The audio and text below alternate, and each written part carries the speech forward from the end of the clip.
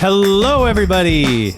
Was that too much, Casey? Wow, that was a lot. Did you see me jump back? I did. Welcome to Completely Arbortrary, the podcast about trees and other such things.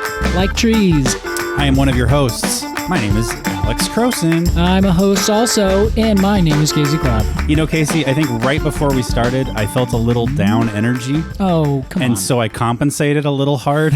You yelled into the microphone? I swung in the other direction a little much. Isn't that what you're supposed to do? Like when actors are getting ready to do acting things, they just jump and they go, rah, rah, rah, and be really silly? Yeah. To trick their body into doing it? Totally. Or if you want to if you need to be out of breath in a scene, you run around the block. Yeah. Did you know I used to, no matter what, if someone asked me hey, how's it going today? I would always just respond, I'm doing great.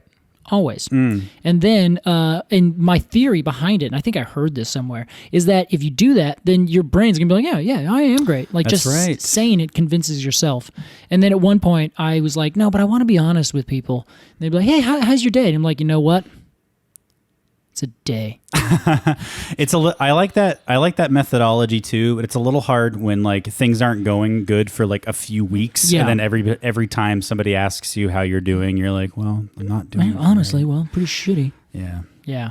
Well, I kind of maybe a balance of both. Yes, I think it's true. A small bit of honesty, but lie to yourself every now and then to make yourself feel better. I would say mostly lies. It's healthy. Yeah, mostly lies. Well, Alex, how are you? I'm doing great. That's great to hear. No, I don't know. I'm okay. The moment you showed up here to record, I spent 20 minutes venting about all the things that are going wrong with me right now. So I got that out of my system. I'm feeling fairly positive. Okay, good. You can talk to me anytime. I appreciate that, and ditto that. Thank you. We kind of had two heart-to-hearts tonight. We had hearts-to-hearts tonight. Yeah, we are bonded. We're not going to tell you guys what we talked about. No, that's personal. And professional. Yes, that's personal, professional. So I'm surviving. The big thing is Solo, our producer, and my beloved dog. Oh, no. A little sick. Yeah. But I'm going to be positive about it. He's very old, and he's pretty sick. But he is laying over here sleeping soundly. He's looking happy right now. He's got his meds in him. Well, that's why he looks happy. He's got a bunch of boiled beef in his belly. Well, that would make anyone happy, unless you're a vegetarian or a cow. Yes. So yeah, I'm whatever. Great work. How are you doing, Casey? I think I'm doing great in a very legitimate sense. Wow. Yeah, I got there's a whole galaxy of things swirling around, but I feel like everything's ultimately getting through it just fine. You know what's helping me right now? The sunshine. Oh yeah. Oh my gosh. This last week has just been a delight. Walked around, played some disc golf. I won a game of disc golf. Hey, congrats. Thank you. Felt good. Doesn't surprise me one bit. You're a talented frolfer. It's ridiculous. Thank you. However, it's just been a delightful, just sunshine in the middle of February. I feel like this happens every year where it's February, it's supposed to be cold and awful, but there's this bout of amazing weather. And when we say amazing, it's 55 degrees and you're like, yes, take off all of my top 6 layers. Yes. And you still have 4 layers on underneath. Yep. At 49 degrees, we all put our shorts on in Portland. That's exactly what it is. Are they wearing flip-flops? Oh, they totally are. I don't wear flip-flops, to be clear. It feels great. Yeah, I'm digging the sun. I have spent the last few days inside with the blinds closed. Yeah. So I'm not experiencing a lot of it. Well, you're focused in here. Yes, I'm getting things done. Yeah. Well, at one time, you're going to open yourself up, open your windows up, and it's going to be June. You're going to be like, what? What happened? And then it's just going to be a beautiful just cascade of all these great things. There's a plant metaphor in there somewhere. Somewhere. I'll leave it to everyone else to find it. Yeah, let us know your plant metaphor. Hashtag plant metaphor. All right. Casey, I am pretty excited about today's episode. Why? Because it is a tree that I have an opinion on. Oh. That I have had an opinion on for many years. That I'm excited to learn more about. And I think is a pretty groovy tree. All right, man. Not to show my hand too much here. Oh. Now I'm curious what your hand is that you would show. My pockets are heavy with all these golden cones. Oh. I see what you're saying. Well, today we are talking about the Ponderosa pine. And can I get a yeehaw? Yeehaw! Was that too loud? No, it was great. Good. Turn the woofers down. I think you maybe peaked. Oh, God. No, we're good. All right. Thank God. The Ponderosa pine, Pinus ponderosa. Easiest scientific name. I love these kinds of scientific names because they're like, super easy to spell, frontwards and backwards. And when you inevitably have to do it on a test, it's a gimme. That's right. Oh, Casey. Yeah. I just realized I am without something that is essential to the production of this podcast. Oh, my God. I'll be right back. He's getting up.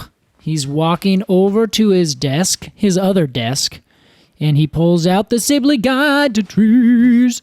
Now, Alex, you also now have the Sibley Guide to Birds. I do. Man. I correctly identified a bird today. Oh, that's right. What bird was it? Oh, I can't remember. Can you? Merganser, the hooded merganser. Yes. To be very clear, I'm not a bird person, and that was just strictly memory recall. It was good memory recall. Thank you. I am just going to open up... to Pinus ponderosa. Oh, I can tell you all about it for right now. All right, so the scientific name. Hold on. Pinus ponderosa. Yes. Casey, as we do every episode, let us imagine that we are walking through a ghost town. In the West. In Eastern Oregon. And we come across some stunning chef's kiss Pinus ponderosa. Oh, what God. are we looking at? So this is... when you started asking this question, it was so good to me. I'm such a visual person to where I just remembered and I just picture all these different forests. The only thing is, there's so many different kinds of morphology for the ponderosa pine. What is morphology? That's a great question. All right. Morphology is what something looks like, you know? Oh, okay. Kind of like a phenotype versus genotype. Now just adding more terms to it.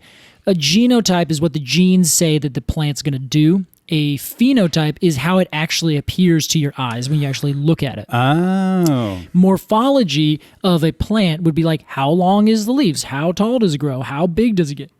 And like, what shape do all of its little parts take? Okay, so what you're saying is like the ponderosa pine takes many forms. Yes, precisely. So like an X-Man. Exactly. It is okay. It's not quite as an X-Man as the lodgepole pine, which God, we're doing 2 pines in one season. Our winter collection, of course, should be full of evergreen conifers and other evergreen plants and some deciduous. Mm-hmm. But we're also, there's a lot of pine trees. There's a lot of different kinds of pines. Yeah. And this one, again, a fan favorite. We need to make sure that everyone listens to our winter collection and is like, this podcast is incredible. So we're just front loading it with all the best trees. I know. Season 2 is going to be a real dud. It's going to be so good. You guys, JK. We've already planned it. Yeah. I'm actually quite excited for season 2. No spoilers. Right, no spoilers.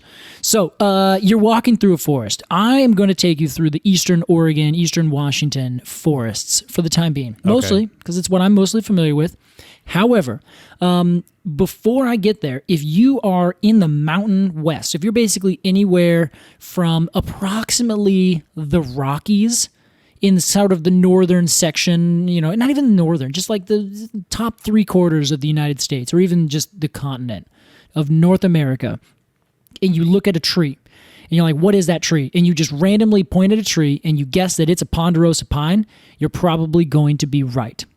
It is a ubiquitous tree across the entire western North America. Really? Yeah. You're in eastern Canada, eastern Oregon, eastern Washington, eastern and southern Oregon, and southern or sort of northern eastern California. You're in Wyoming. You're in the Rockies. You're all over the place. There's probably the big tree that's over there that's gorgeous, the Black Hills, North Dakota, South Dakota. Oh, yes. Sorry, it's in South Dakota. They're all ponderosa pines. Wow. So it's a prolific tree. Prolific. It's extremely good at growing in areas that are dry and arid, but just with a little bit more water than not. Okay. So if you are in like a really scrubby desert area, you're probably going to have junipers and some other pines here and there, like small trees that don't get very big. Ponderosa pines will get big. They're the second biggest species of pine, only to the sugar pine. No kidding. That's true. How big are we talking? Oh, they can get pretty massive. I think some of the largest ones have been up to, I think like 270 some feet. Sibley says max 262. 262. I was 10 feet off. Yeah, that's incredible. They're huge trees, and they get like super huge around like 8, 9, 10 feet in diameter. Whoa, sometimes. they do? Massive. Yeah. Those are exceedingly rare, to be clear. Right. But it's only because they grow really slowly in areas that are mostly dry and like I don't want to say scrubby, it's not the right term, just dry, more arid habitats where water if you have resources and you're like, well, which one's limiting? Water is going to be the limiting resource in these habitats. Okay. But it's not so little water to where you can't get a tree. So if there's enough water to get a tree, you're probably going to get Ponderosa pine, maybe Jeffrey pine, other species as you go north or south. And then as you get drier and drier, then you get to like junipers and sagebrush and, pinyons and little tiny trees that can't grow very large. So basically, if you're in a drier part of the west, but it has enough rainfall that it can support trees, the big trees that you're going to see there, probably Ponderosa pine. Got it. That was extremely succinct. Thank you. I should have done that the first time. Should I just edit that and only that? Yeah, maybe. Yeah, especially if all the rest of the show goes way too long. I think people want to hear you stumble through everything. Thanks, you guys. Hey, you said it, not me. All right. Casey, I am really curious about the, speaking of morphology. Tell me. The cones. All right. Ponderosa pine cones. Yes. So the Ponderosa pine cone, again, in fact, if you listen to some people who rate pine cones, then they would call it the Tom Hanks of the pine cone world. Oh. The Ponderosa pine is such a ubiquitous tree in, every western state, at least in most the larger sections of them. You're going to see that it's the standard cone. You go to a grocery store, and the grocery store during Christmas times has a bunch of cones that are like scented, like cinnamon. Yes. Those are Ponderosa pine cones. Okay. Yeah, I get a bunch of those every year. What a great mental image, because I know exactly what you're talking about. So good. Yeah, they really do. So back to that though. If you're in one of these drier, arid areas, you're going to be stepping on these cones and they're really pokey. You can tell the difference between, say, a Jeffrey pine and a Ponderosa pine in that the cones of the Ponderosa, they're maybe between like 3 and 5 inches tall. Okay. And they have little barbs that come out on the umbos. They're called armed umbos, and that's the tip of the scales. Armed umbos. Armed umbo. Wow, I like that a lot. Isn't it fun? And it always goes together very phonetically. Armed Dumbo. Armed Dumbo. It sounds like Arm Dumbo. Yeah, Armed Dumbo. Whoa. Yeah, you don't want to see that. Watch out for this elephant. my He's gosh. on a killing spree. And he flies. He's like a machine gun helicopter, this boy. That's terrifying. But he's also gentle. Yeah, he'd only shooting bad guys. Yeah, exactly. You're the best, Dumbo. Like CEOs. Oh, thank you. Not to get political. Wow. Wow. Only of circuses. Circus CEOs. All of them. There's like 4. Yeah, probably. So but they have really their cones. If you catch them, they'll be really sharp and pokey on your hands. Yeah, they don't look great to hold. And so the other thing, there's 2 other like ubiquitous things about these trees, especially as you're walking through the forest. And this is half the reason so many people are so in love with this tree. Because a lot of times it's the only tree that's growing if you live in a more dry space. Mm-hmm. Then that's going to be the big tree that you see that's maybe not a native or a non-native planted tree or ornamental of some kind. Okay. So you're in eastern central Oregon. You're walking through the woods, and there is going to be these huge big trees with these orange columns of bark going up. And I mean like bright orange. And they have these little teeny tiny pieces of bark that are like puzzle pieces. And they have like, they're even beveled kind of on the side. Like they're super beautiful. Wow. And you can literally just like pop them off and like plop, plop, plop, plop, and they'll just like pop right off the side of the tree. Interesting. Yeah, so it's like completely covered from top to bottom with these puzzle pieces. They're this bright yellow with these dark furrows in between. So you have like these bright yellow with these dark lines going between. Wow. And then you got this other big plate of, these fancy colored, highly textured bark. Trust me, there'll be lots of photos of these. I'll show you. Cool. And each one of these trees will be maybe 30 or 40, 50 feet away from another. And when the settlers were coming over from on the Oregon Trail, these immigrants were coming over, they were like, wow, look, is this a park? And then they're like, no, this is just wild land.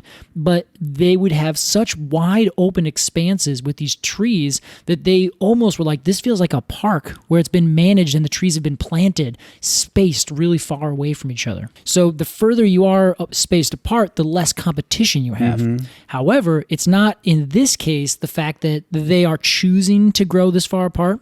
They are the trees that have lived and survived over hundreds of years of very small, low-intensity fires that have come through. We've talked plenty about low-intensity fires in our lodgepole pine episode. Is that it? Yeah, that's it. Okay. Yeah. But also, almost any tree in the West is going to have some amount of fire ecology associated with it. I see. Casey, I also want to know, because you have told me before that pines, you can kind of, a good place to start when identifying a pine is the amount of needles on one bud. I did skip over that, didn't I? Well, I'm just bringing us back, my man. Great move. So let's talk about the pine needle. Yes. The Ponderosa pine needle. The Ponderosa pine needle. The Ponderosa pine needle, they're actually fairly long. And so if you're ever walking around, you're like, oh, was this a pine tree? And if it has really long needles, then that pine tree, they're long needles in groups of 3, bundles of 3. 3, okay. Yes. This is a 3-needle pine. That's exactly right. And they're usually about, I'd say between 6 and 8 inches, but some of them go down to 4 inches. And so like this is another thing with the different subspecies and varieties. Ponderosa pine does that same thing, just as lodgepole pine does. So the variety that grows over in the Black Hills in South Dakota versus the one that grows down in the southern mountains in California versus the one in the Siskiyous versus, all these other different small populations. I think there's maybe 5 distinct ones. They all have different size cones. Their bark is a little bit different color, different textures. And then there's this different one, their needles are just a little bit longer or a little bit shorter, on average, of course. So they're usually between I would say 5 and 8 inches long, these needles, always in groups of 3. And they grow with this really very upright, pointed kind of, they have really tufted branches. It's a thing with pine trees is that their needles all grow out around the stem. So they tend to have these looks where they're like bottle brushes, but really big bottle brushes, you know? Yeah, totally. But then the Ponderosa pine, it'll grow up and have a very straight, have a central leader with these little sides going down. So it has that kind of triangle effect. But then as it gets older, it starts to basically slow down its upward growth. But its side growth continues to kind of develop. So you end up getting a very sharp pointed tree when it's younger, but then everything else aside of it keeps growing big and it rounds itself off. Interesting. So if you see a really big old one, maybe a couple crows landed on it, maybe the top bud got frozen in some wacky, crazy winter storm, so the top died off. And so now these 2 little side bits have come out, but they're growing left and right. Nothing's really growing up. It's just this big, old, rounded top tree. And that's how you can tell if it's a really old tree half the time. Interesting. It also have a huge, trunk. Casey, there's one other thing about the morphology, which is a word I'm going to use every 18 seconds now. Yeah, it's how you memorize it, right? Of the Ponderosa pine, I feel like anytime I've seen a Ponderosa pine, all of the foliage is growing on the top third, and then there's just a bare stem. Is this because of fires? Most of the time, yeah. Okay. So it'd be either because of fires or they're not shade tolerant trees. Oh, sure. Yeah. So if they're growing in a forested situation, then you're going to have all the trees around it are going to shade out all the lower limbs, and then also if you do have fire that comes through, that fire is going to burn up everything on the bottom. Right. Hopefully that tree has lived on the very topmost, maybe the top 2/3 of the tree. Yeah. So then it'll keep going. Or if it's at least got burnt, it'll still be alive. And then the next year it'll put out a flush of new, nice green growth. I see. But they're adapted just for that specific scenario. So then as soon as they lose all their lower limbs, it's in their advantage to lose those limbs because they're what's called ladder fuels, or they can be a component of what's called ladder fuels. Have you heard this term? Absolutely not. Oh, no. Get out of here. A ladder fuel is basically you have a fire that starts. and it just starts growing really low to the ground on pine needles. Then all of a sudden it hits a small grass. Then it hits a little shrub. Then all of a sudden it starts to grow and the flame physically gets higher. Then it can hit the next highest thing, then the next lowest, then the next, then the next. And it literally is as if a flame is jumping from a grass to an herb to a shrub to a bigger shrub to a small tree to a medium tree to a big tree. And then if it's really terrible conditions, then you're just going to get this crown fire and it goes and just destroys the whole forest. Jeez. So if it has a low intensity fire that comes through and just kind of every now and then just goes chip, chip, chip, chip, chip, chip, chip, and kind of just keeps everything in check below these trees, then they can just get really big and they're like, well, I can't even feel that fire. Was it a little warm over there? No, I don't care. LADDER. Fuel. Yes. Got it. Sorry, it's not the, it's the fire I said in the sentence before I said the former. It's. Oh wait, no, it's the backwards. Oh God, that always was so hard for me. I kind of zoned out while you were saying it because I wasn't even. I was sure if I could follow you. Good, I perfect. I rarely zone out when you're talking. I know you don't. I'm very economical with my zone. Only when you need to.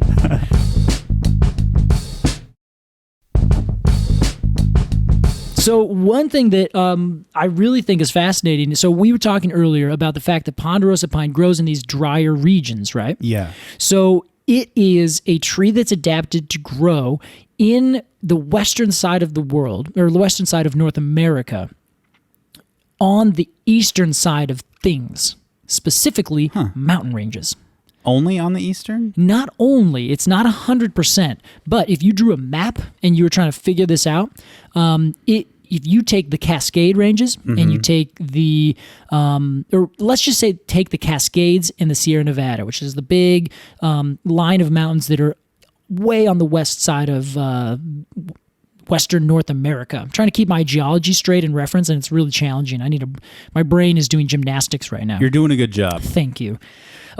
So everyone knows that Oregon and Washington are just super wet areas. Like that's what we're all famous for. Oh, go to Seattle, go to Portland. You're just going to be just rainy all year round. Yeah, but it's a dry rain, right? It's a dry rain. Oh, thank you.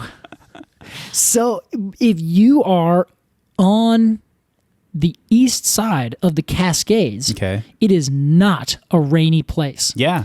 And if you are in Oregon, then if you're on the east side of the Cascades, you still have 2/3 of the rest of the state to get through before you get out of the state. So really, the whole state is actually a much drier place. It's just this west side of the Cascades, this 1/3 of western Oregon that's really lushly green. And even when you go to the south, it still gets really warm. For sure. So the reason I bring this up is we have on the west side, we have this amazing amount of rain. Constantly falls, and then as soon as you get to the east side of the Cascades, the rain stops. I have noticed this, but I've also noticed like when it rains in Eastern Oregon, it freaking rains. It calms down. It's either that or it's such a like. I think it's raining right now. Yeah, I can't tell, and you just you feel like you're getting wet. It's not even a dry rain. It's almost like a non-existent rain. Totally, it's like a mist. Yeah, or you just get absolutely dumped on. One of the two. Yeah. Yeah. So this is what we call the rain shadow effect. Have you heard that? No, but I like the words rain shadow. When I first learned it, I was like, okay, what does that exactly mean? Rain shadow. It sounds to me like, is it maybe like a cyberpunk Netrunner? Oh, I see. Yeah, it's okay. Shadow. I see. Yeah, this is like a film noir, but in the future. It's like that. Yeah, exactly. Tron meets 300. Sure. Let's just go. Yes. Why not? I guess not Tron. No. What was the Sin City? That was the movie. There was like film noir and like that kind of comic booky sort of aesthetic. You know Blade Runner? Yes. That's cyberpunk. Oh, gotcha. Oh, shoot. Yeah. I haven't seen that movie. Mostly neon. Like a lot of neon. A lot of robot cars. Where are my cyberpunk heads out there? Yeah, what's up? In this case, unfortunately, it's not. Well, it's just a fun term. The rain shadow effect is a fun term, a more utilitarian term for the orographic effect is what it's called. Orographic. Which one do you like better? I like rain shadow. Me too. Well, let me give you a definition. Okay. Or what it means, what it actually represents. It is the definition or the term for the phenomenon of water and clouds and rain happening on the windward side of some big thing, usually a mountain range. Okay. And then on the leeward side, which is the opposite side, it's dry as heck. So windward is the direction that the wind is blowing? Yes. Okay. So let's take Oregon, for example, because it's one of the best examples of this effect, even in the world. The other one is the Himalayas, actually. Sounds like more Oregon elitism to me. Oh, it totally is orographic in the elitism. Yeah, Oregon's just got the best wind. Let me tell you why. Let me tell you why. Sorry, everyone.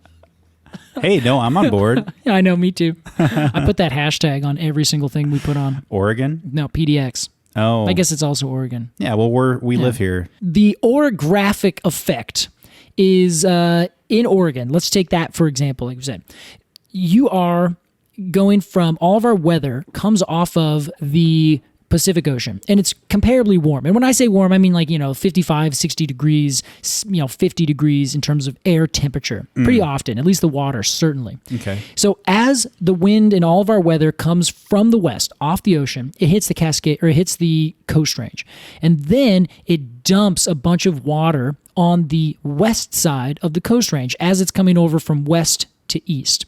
So the windward side is going to be on the west side, because that's where the wind hits it. I see. So the wind hits it, and then it gets forced up because you have this physical mountain range there, right? So the wind and the weather, it has to actually physically rise. As it rises, it cools.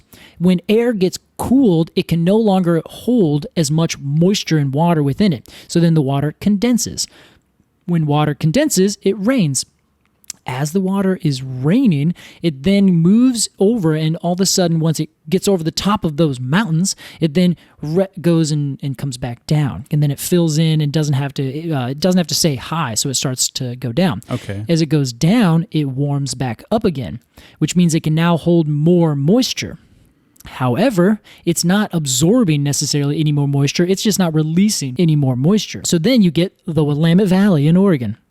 Much more dry than either the Cascades or the Coast Range. The weather then continues to move to the east. Are you following me? Yes. Okay. Stick with me for this last bit. My heart is racing. It's because the wind's racing.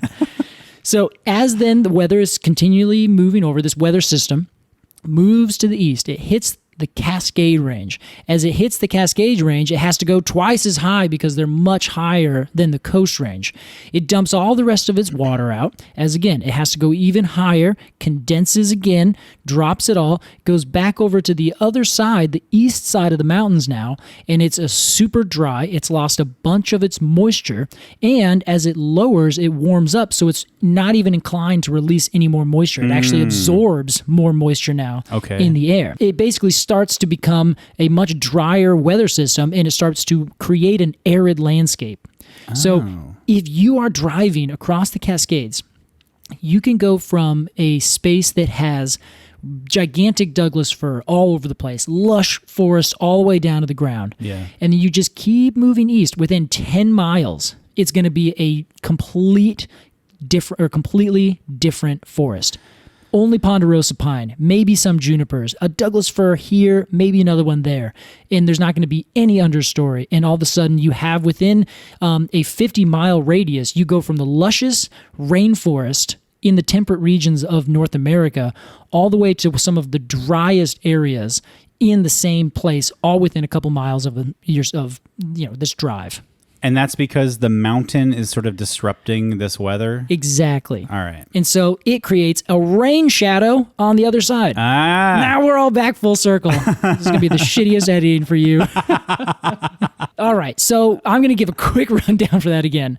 You start from the west. You have warm, wet air. Yep. It hits a mountain range. The mountain range forces it up. The warm, wet air cools down, releases its moisture. Sure. The moisture then goes away. It then crests over, goes to the other side of the mountain range, warms back up again, has less moisture, doesn't drop any rain. Got it. And the mountains are what cause that. Cool. So if you're looking over in a aerial photo and you're looking down, you are going to see super green on the west side of the Cascades, super dry on the other side, on the east side. Same exact situation with the Himalayas. You go to look at the Himalayas, they are this massive, massive, gorgeous rainforest on the south side. On the north side, the Gobi Desert. Wow, okay. If you go to... And that's because the weather patterns are going north from south? Yes, precisely. I see. Yeah, and then Madagascar, same thing. East side of the mountains versus west side of the mountains, completely different ecosystems. What about the Appalachians? Are those too short? Yeah, they're too short, and their weather doesn't come from one direction or come from that the east-west direction, so basically perpendicular to the mountain range. Yeah. A lot of their weather comes off of the Gulf, so it goes up. I see. Interesting. Yeah. So, Ponderosa pine, remember, we're talking about trees here. And this yeah, podcast. what is this, a weather podcast? Get out of here. What, a meteorologist, Casey Clapp, and his faithful hound, Alex? He always howls when the weather comes through. I couldn't think of something that I'm qualified for, even in a fantasy he just scenario. became a hound. So I just became a dog. I really wish that someone would animate our inner monologue so that we can see what this looks like in a Disney movie fashion. Have you seen any of Ricky Gervais's podcast that's him and Stephen Merchant? No. And Carl Pilkington, and they animate it? No. And it looks like a Hanna-Barbera cartoon. It's really good. That sounds great. I'm suddenly forgetting what it's called. It might just be called The Ricky Gervais Show. Oh, yeah, we should do that. Yeah. Let's name our show after us. All right, I'm going to get really good at animating. Yeah! Alex does all the work. Come on. So the Ponderosa pine is a wonderful tree because it has adapted itself to grow in this rain shadow area. And the rain shadow of the Cascades is basically the Great Basin. It's the entire central area between Oregon and Idaho, but then Idaho has other Rocky Mountains that kind of come through. But then on the other side of the Rockies, you get that another kind of rain shadow effect. Interesting. So any mountains that are perpendicular like that to their weather, you can tend to find this effect happen. And if you go on the Wikipedia page for this, there's examples all over the world. Wow, Casey, that's really interesting. Yeah, and you can follow these patterns through all of our crazy mountains in the west here, and you can say, oh, well, I wonder if there's Ponderosa pine there, and I bet you there will be. Interesting. Even on the eastern side of the Olympic Peninsula, which is up in Washington with the Olympic Mountains, it's right on the coast. It's this huge, big mountain range, and if you just go to the east side, you can find a couple spots that are dry enough that there's native Ponderosa pine growing there. Okay. It's mind-blowing. And they're also just super beautiful trees. I mean, if you can find the big ones with that really gorgeous yellow-orange bark, it's stunning. They're super beautiful. I've always loved the way they look. When you come down the Cascades, onto the other side of Oregon. Central Oregon. Yeah. Don't call it Eastern Oregon. They'll get very upset. Excuse me. Central Oregon. Oregon. Didn't. You're fine. Yeah, well... Just preemptively. I don't want to make any enemies in Central Oregon, No Casey. one does. Yeah. You said the Ponderosa pine is good at, a good adapter to those arid climates. Yeah. I don't know if this is meaningful to say at all, but it sort of reminds me of cowboys. And it should. Yeah. There was a whole cowboy show called Ponderosa for the longest time. Thank you for jogging my memory, Casey. You're welcome. Literally the one thing I wanted to talk about in this episode that I forgot until just this moment is how the Ponderosa pine got its name. Oh my God. I'll give you 3 guesses. From the TV show? Oh, no, sorry. That was the opposite way. They named the TV show after the tree. I know.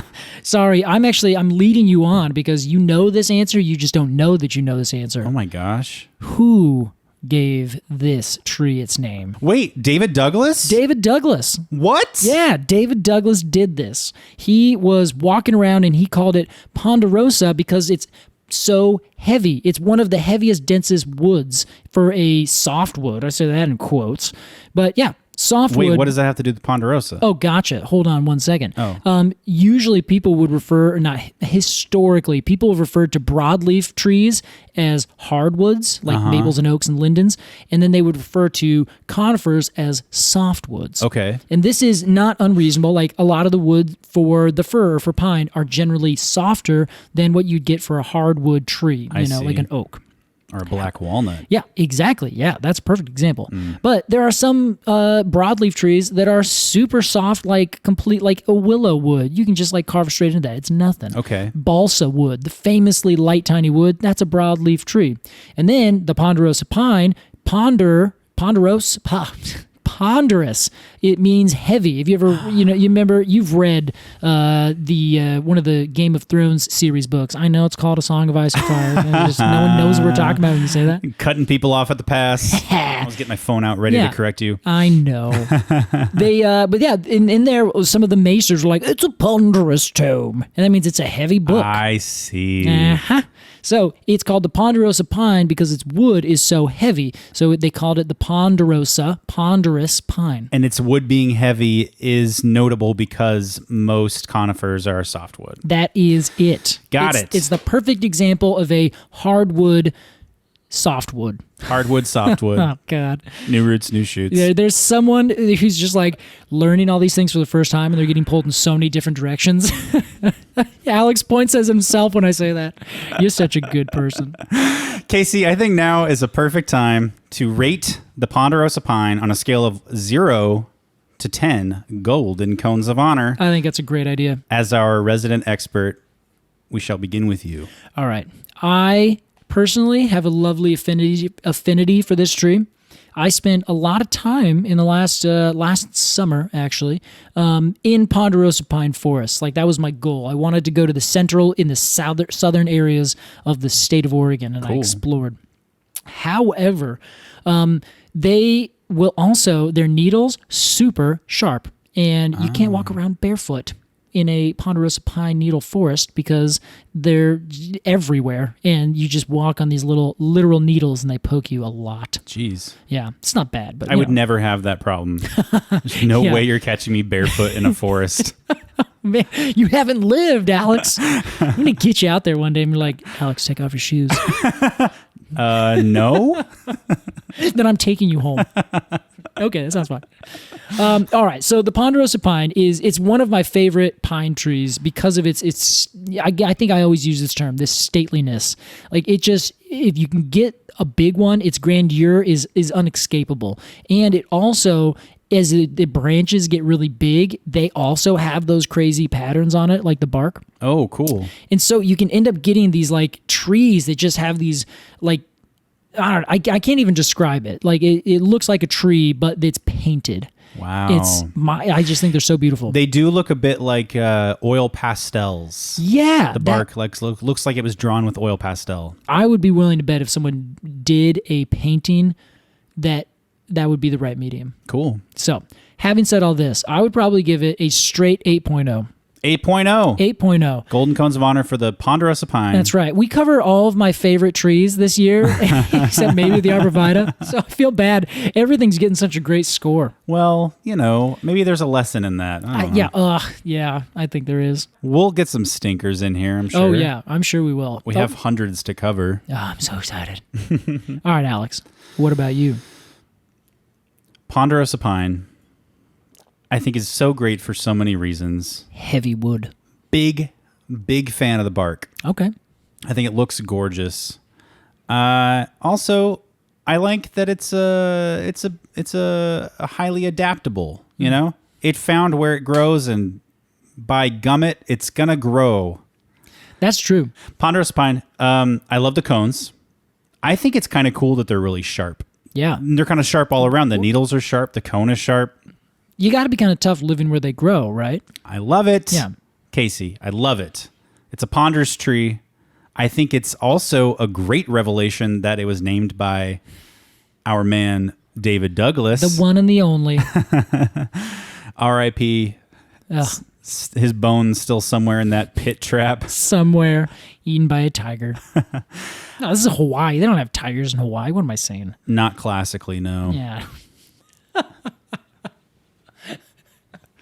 all around, I give the Ponderosa pine a 7.2. 7.2. And I give it a hearty howdy.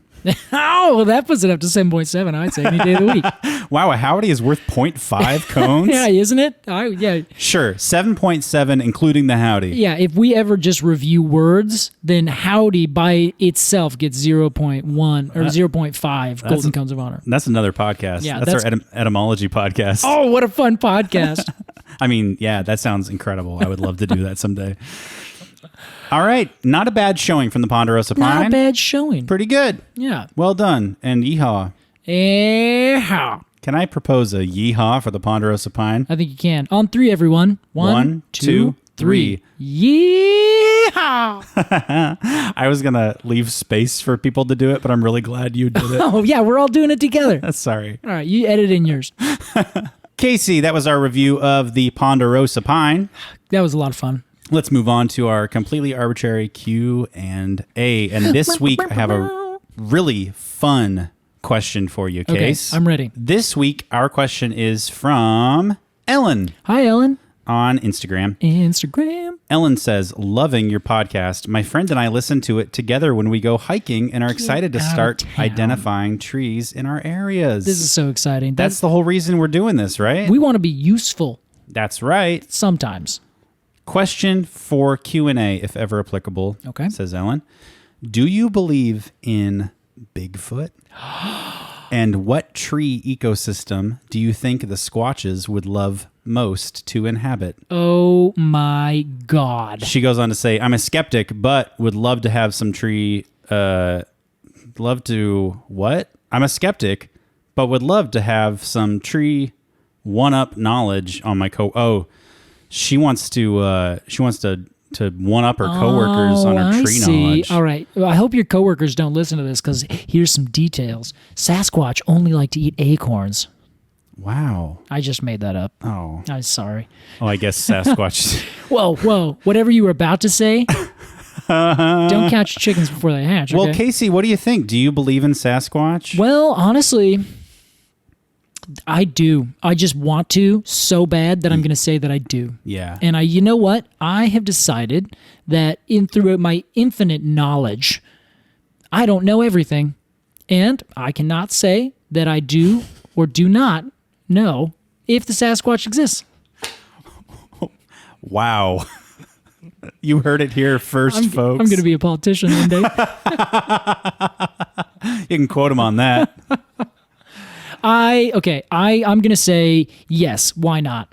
Okay, and what kind of tree zone do you think he would live in, and day-to-day life? What are you talking? Okay, so it's not that I've given this a lot of thought, but if we are trying to consider where a Sasquatch would live, first we need to consider the nature of a Sasquatch. The Sasquatch is ostensibly some humanoid kind of ape creature. It could, be a carnivore. It could be an herbivore. Yeah. Who knows? It could eat all sorts of things. It could be an omnivore. But that means that it has to have either the ability to run down and chase and catch game. It needs to have the skills in the brain to sit there and set traps to catch small game that just it could not physically catch, like a rabbit or a mouse or something. Yeah. But then also, it would need to be able to eat when it couldn't catch these things, something like, acorns and herbs and dig for, mushrooms and tubers, things like that. Okay.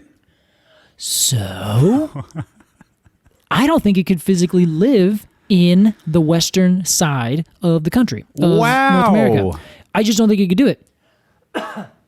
It might be, maybe you could have a very sparse population that doesn't have so much of an impact. And this is all carrying capacity. There's biological theories about how this works, right? Okay. So if you have a bunch of resources and it's why there's a bunch of deer, but there's exponentially fewer wolves and predators, because you have to have X amount of those deer to live, but they're only going to catch X amount of those deer, so you can't just have the equal number, right? Okay. So if there are a bunch of resources, then we're going to have several Sasquatches.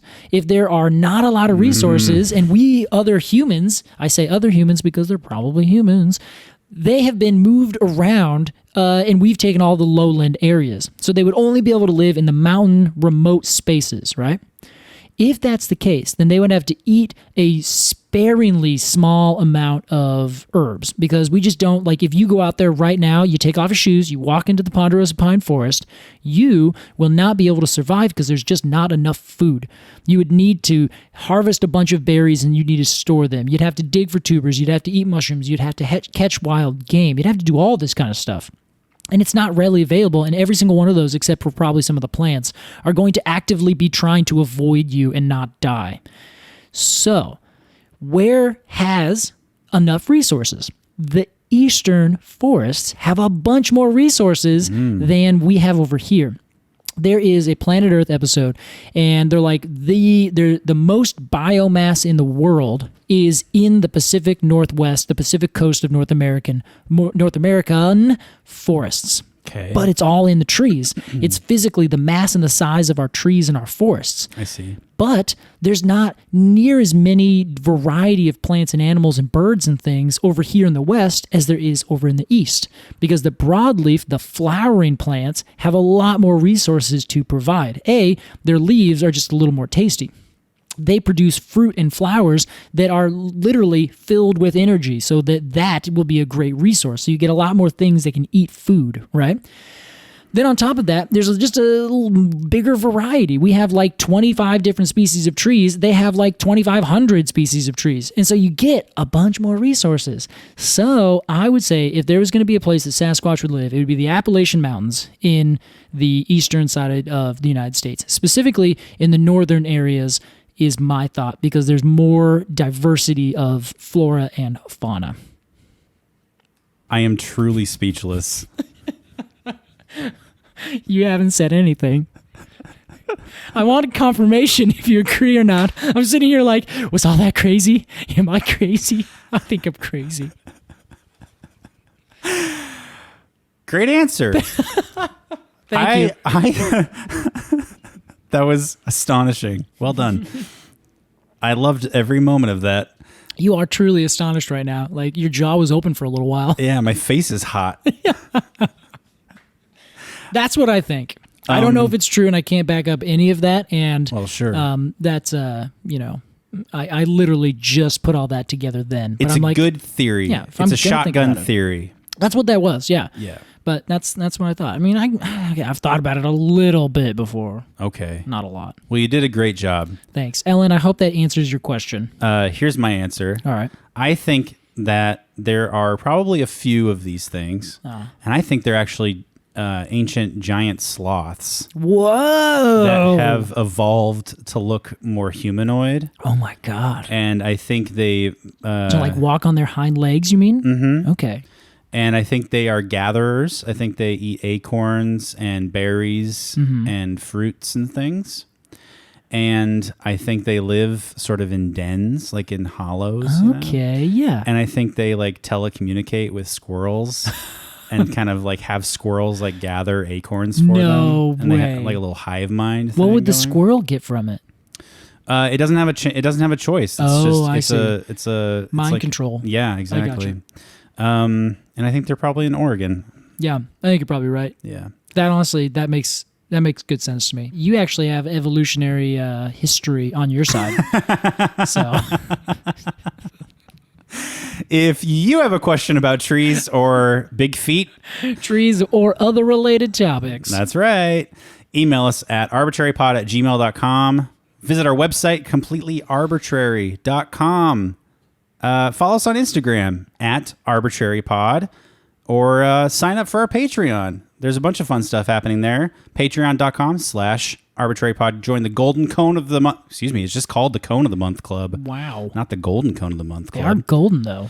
Sort of. Yeah, and in a sort of emotional way. Exactly. Yes. Join the Cone of the Month Club and get a monthly cone sticker and an info card sent to you directly from Casey, Clapp, and Alex Crowson of our Completely Arbitrary. That's us. Really gumbled through that. Oh, You well. did a great job. We're tail stretch here. I'm feeling good, honestly. Now I'm just thinking about squatches. I'm thinking about that skunk ape down in Florida. Yeah, we didn't even talk about. There's that accent again. I heard Sorry. it. Wow, we're not talking about a northern tree right now. We're gonna talk about skunk ape next time. Yeah, and what about the Yeti? There are so many of these things. I'm gonna do some research. I'm gonna be up all night. Thanks to everybody for listening to Completely Arbitrary. We'll see you next time. Bye. Goodbye.